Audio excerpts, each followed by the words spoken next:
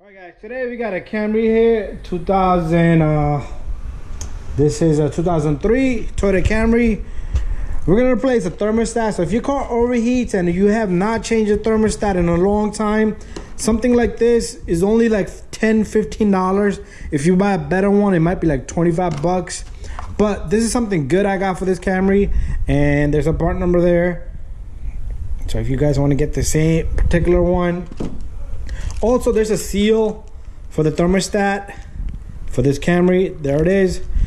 And we got 2 gallons of pink antifreeze. So this is gonna give it a flush as well. So if you're gonna replace the thermostat, drain out the antifreeze and put in a fresh antifreeze. So if your car overheats, for one reason, it could be simply your thermostat. Thermostat is located right here inside this housing here. It is hot over here, so be careful. And replace the thermostat seal. So to drain this antifreeze, you have a drain plug all the way down there. So what we're gonna do is put a bucket down below. So we're gonna push this little bucket down below. Make sure you get it right in the center, right there where the drain plug is. I'm gonna reach it from right here. We don't even have to lift this car. Okay, so your drain plug is right over here. See that white little knob right there? That's your drain plug. Sometimes it won't come loose, so you might have to use a plier. But make sure your bucket is centered out. And we're gonna open this guy. Be careful, it might be hot. So right now it has pressure because the engine is running, and be careful from this, is hot. All right, once you open it up, it's gonna come out a little bit, then it's gonna stop because right now it needs a little bit of air. So make sure you have no pressure in the system, and then open the radiator cap. This is a new radiator cap. Remember to put a new radiator cap. I do have videos on this, and it's only like $5-6 bucks for a new cap. And the fluid should start to come out faster once you open that up. If you need to, open the joint a little bit more. There we have it. So we're gonna give it a good half an hour, and then we'll come back. Okay, so there's 2 bolts on this guy, one right there, one in the bottom, and the thermostat will come out. We already took the bottom one out, so all you have to do is fish it from right here. Now it's time to take off the top one. Sometimes the stud comes out with it like this right here, so it's okay. Just try not to break it, because if you break it, you're gonna be in trouble. But when you tighten this back on, it should lock up, and then this mechanism should turn right back into its original spot.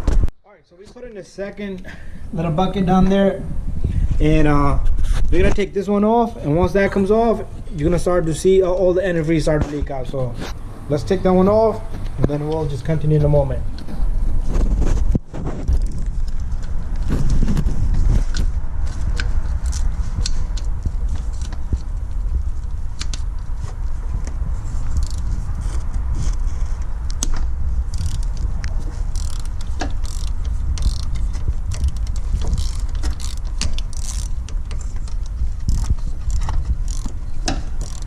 And the antifreeze started to come down.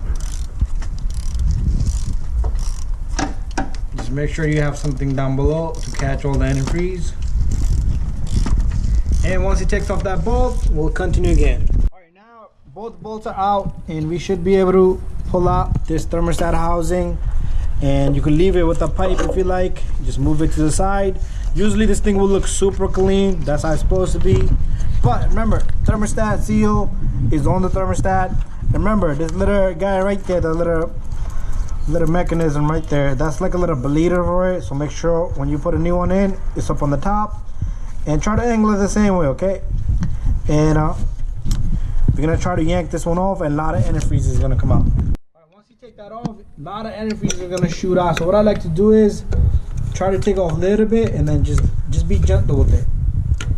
Sometimes these thermostats will fail, and they won't open up and close up properly, or they'll stay stuck open, and you won't have no heat, or they'll stay stuck closed. And that's when your car will overheat. I think we can just pull that guy out, and you have to position it the same way he has it. I've seen people, some thermostat you cannot get it the wrong way, but I have seen smaller thermostat. You see how this was facing inside the block, because this is what needs to heat up for it to open up. If you put it the other way around like that, it won't work like it's supposed to. But there you go, it's nice and steamy. All right, so we got this new thermostat and a seal And what you want to do is you want to put the seal on first.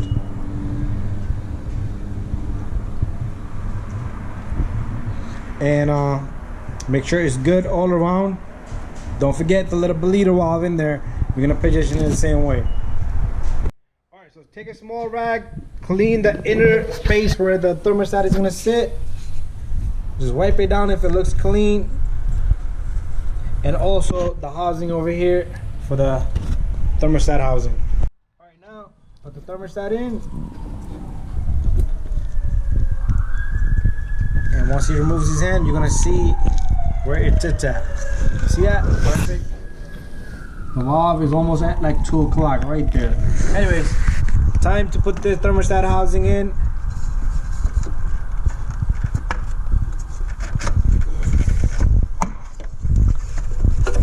Line it, and then you're gonna put both of the bolts in and make sure you tighten it evenly. And when you're done, we'll close up the valve in the bottom for the bleeder, and we'll put the antifreeze in.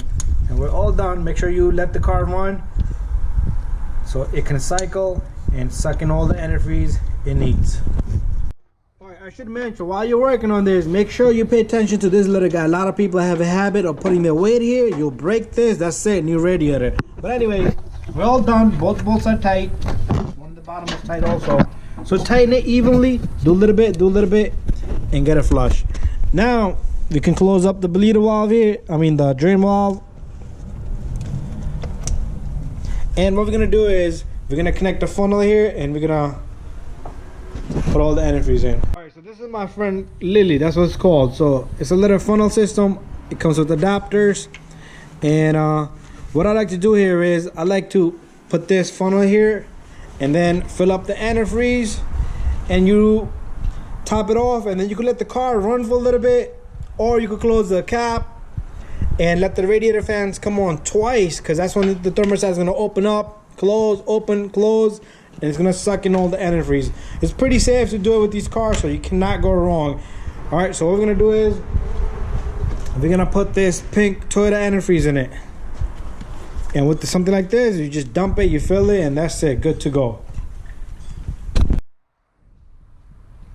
This is a spill-free system here, so it will not spill from down there.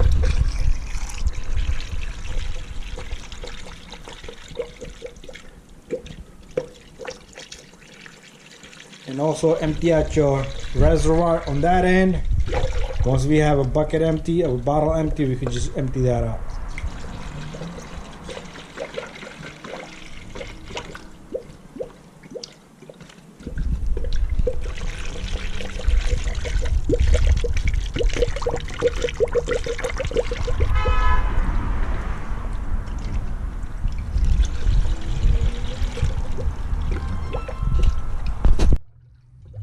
We're almost done. This took about 1 gallon. It's gonna take about 1.5 gallons, so keep putting it, and then whatever's left, top off your drain bucket over there. Anyways, thank you for watching.